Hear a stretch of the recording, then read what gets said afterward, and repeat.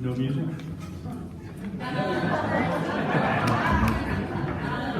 can't do this now. Da, da, da, da, da, da, da. Appreciate that. Thanks. Bruce? I'm coming.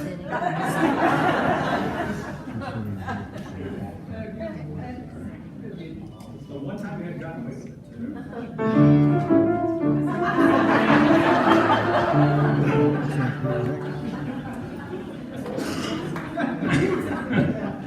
Okay. Good morning. Our adult membership is about 560. That makes the quorum is 10%, which is about 56. Last I saw, we were somewhere around 75 people here, somewhere in there, members. So we have a quorum. We're good? Okay, thank you. With that being said, we're going to come to order. We have one piece of business this morning, and that is to vote on granting the council the authority to list or lease the ministry center. So I want to talk a little bit about Constitution a little bit. Our church Constitution. The council shall be accountable for financial and property matters of the congregation. The council shall not have the authority to buy, sell, or encumber real property unless specifically authorized to do so by the meeting of the congregation, which is why you're here this morning. Having said that,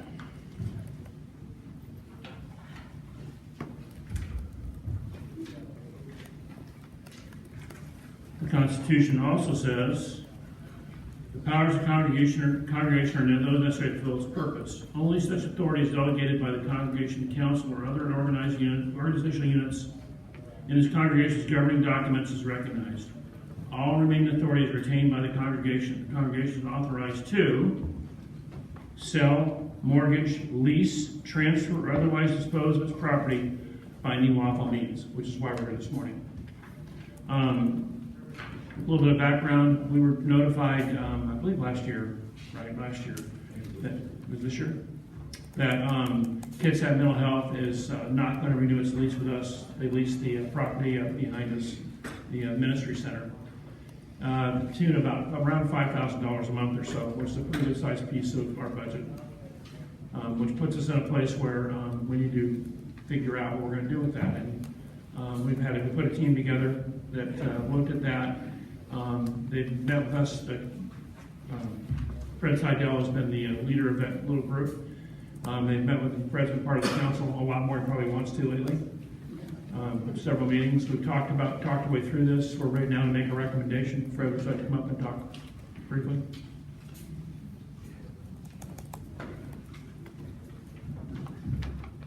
Good morning. Good morning. Just to follow the theme of a congregational meeting, I think the first thing we need to do is have a motion, have that seconded, and then that can be followed by the discussion of pros and cons, this is and that. So at this point... I so moved.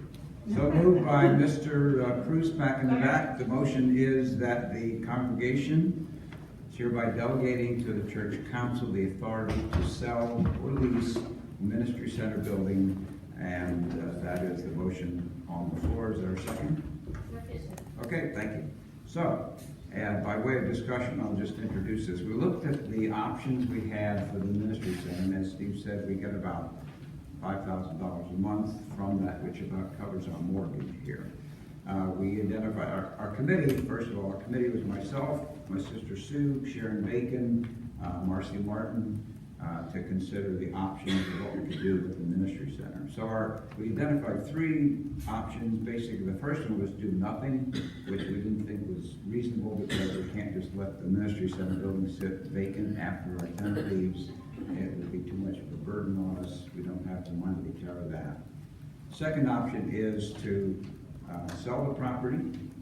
And there were several pros to that. One being we would get the money from that we would use to pay down our mortgage. Mortgage is around $750,000 right now. And as Steve said, the mortgage payment is about $5,000 a month also, so you can see the correlation between the two. The disadvantage would be that we wouldn't have that building anymore for whatever use we might put it to in the future. Leasing it, again, after the current tenant leaves is an option. And the advantage to that, obviously, is we still have the building. We would have income from the building that we could use to offset other expenses. Disadvantage would be we'd have the building. So we'd have to worry about maintenance, we'd have to worry about damage. We've had some vandalism in the area here in the last 6 months that's happened.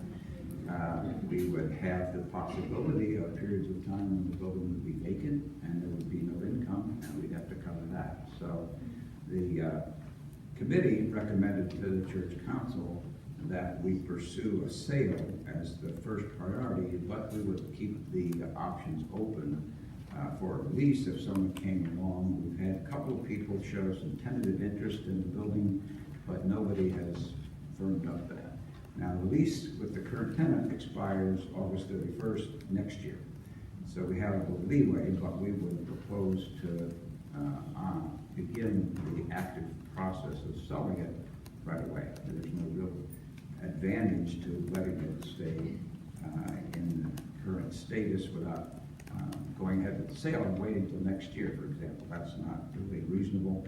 If we would sell it, the current contract with the Kids at Mental Health does provide that the new owner would have to take the contract as it exists, and it would continue to be rented to them until the end of the term. So that's kind of my introduction, but certainly would like to answer any of your questions if you have any. Sir? If we did sell the building, is anybody talking to the mental health about vacating the contract early? Yes, in fact, they came to us with a proposal at the time when they notified us that the lease, that they weren't going to renew the lease, and said we'd be willing to leave at any time if you get it, or how about this, if we find a new home before the end of the lease, how about letting us out of our lease? And no to the second part, but yes to the first part. Happy to have you leave when you sell it, but they don't have to, they can stay there.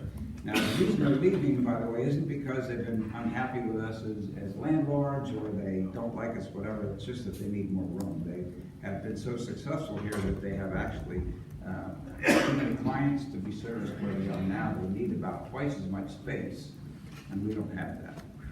We looked at even using that building up there as maybe part of our daycare or preschool, and that wouldn't work either, because if we couldn't do that, we'd have to upgrade the building, primarily putting in the sprinkler system and several other things, but it would cost about $100,000, we think, to upgrade the building.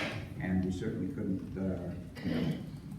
spend that kind of money without having any new income coming in. So, other questions?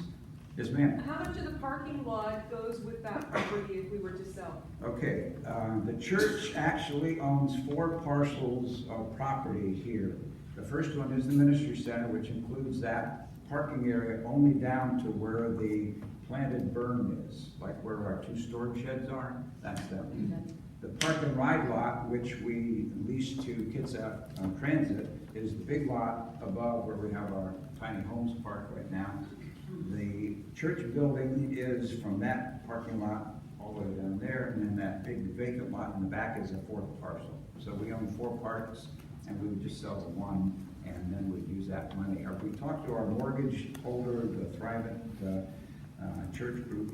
They said that they would allow that. They would have to make sure that the price that we got would be sufficient to cover enough of the principal, so that the remaining principal would be at least as much as our mortgage amount is left. So, and we think that's not a problem. As I said, we currently, our mortgage is currently about $750,000. Now, if we sold it, we don't know how much money we get for it. Properties in the area, Marcy Martin did us a study, a survey of a lot of commercial properties sold in the area recently, and she thinks that we could get anywhere from a low of like 450 to a high of 800.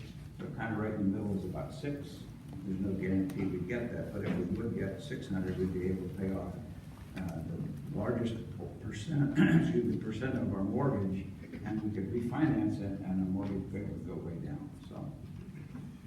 Sarah? Now, would we have to pay to refinance? We wouldn't pay to have to refinance. There's a special thing that they would do for us, because we would basically just be paying down our principal. So there would not be a refinancing fee They call that an allonge, whatever that means, but it's a term they use. But an allonge would allow us to pay down the principal without having to refinance the mortgage, so they just recalculate our mortgage payment based on the lower mortgage principal. Sir? So the four properties that you described, when we expanded the church several years ago and built that retention pond out there. Yeah. That serves the four properties. Yeah, that's on that big parking lot, which is currently counted as undeveloped land. Right, but if you sell that one property, would there be an agreement with that new property owner to take on part maintenance of those facilities, which will now serve two ownerships? Well, we would only sell the ministry center, and I'm not sure how, well, see, the ministry center and the upper parking lot are in the city of Port Orchard. Right. The church and the back parking lot are in Kitsap County. So we get a bill for our stormwater abatement from both the city and from the county. So based upon whatever the city decides, if we sold that property, this retention pond being in the county, the city might not care one way or another. So there would not But be. we have to maintain that is what I'm getting at. So we're taking their stormwater, Yeah, so they would have yeah. a portion of that maintenance burden. They would be required to pay the city for the stormwater retention pond fee. So there's a fee of whatever it is per quarter. So I'm not sure how that would play into that pond there. We would probably, because we're the physical owners of the pond, we would probably be responsible for all of its upkeep and maintenance. Fred, Sir? our wealth of knowledge here, Ned. Yeah. I wasn't being sarcastic. He says that up at that property there is a grate, and that grate runs into a pipe, and that the water from up by the ministry center doesn't actually run over to there. Okay. So they have a stormwater collection system built in up there, which apparently goes into the stormwater drainage for the city. Okay, thank you. Yes, ma'am. Yes, sir. Others? Sarah? Fred, if we sell the ministry center, Yes. I would assume that we would lose our access on that driveway approach up there, because that would fall on their property. Theoretically, that's possible, Jim. They could put a gate up there, but it's probably unlikely that they would do that. But yes, that's In that true. event, are we going to calculate in the cost of putting in a second driveway, accessing the upper parking lot area? Because I myself would believe that this single access that we have here Yeah. would be insufficient for the cars that go in and out. You know, you have your kids have transit parking up there. Yeah. All those people would have to use that one driveway if we're denied access to that upper driveway. Yeah, that's something that we haven't considered in our planning. We would have to consult with, I guess, Kitsap Transit and the new owner. We might be able to add something into the sale contract, which would ask them, require them to maintain Grant us an easement. an easement, yes. You have to buy the fence. Yes, ma'am, oh, same thing? There was the easement. An easement, yeah. Grant us an easement, because as you say, that Kitsap Transit uses both ends of the park, although I think the bus comes in down here. But, other questions? If we were to lease the building again, do we have to pay those exorbitantly high fees to the last person? No. Real estate person? Now, we kind of learned from our mistake. The National Board of Realtors has recently passed a new rule that says that fixed commission rates for real estate transactions are no longer required. So we would, for sure, and that's another thing, we haven't explored a contract to sell or lease the property yet either, because we're waiting for your permission to do that. But after we get your permission, then the council would take on the responsibility of identifying a realtor to represent us. We haven't done that yet. But yes, we would definitely make sure that in any contract we negotiate with the new realtor for a lease, we would not only require them to take less money, but we would also specify that if we released it to the same tenant, they don't get anything, because they didn't do it again. Yes, thank you. Good. Other questions? Ma'am? What upfront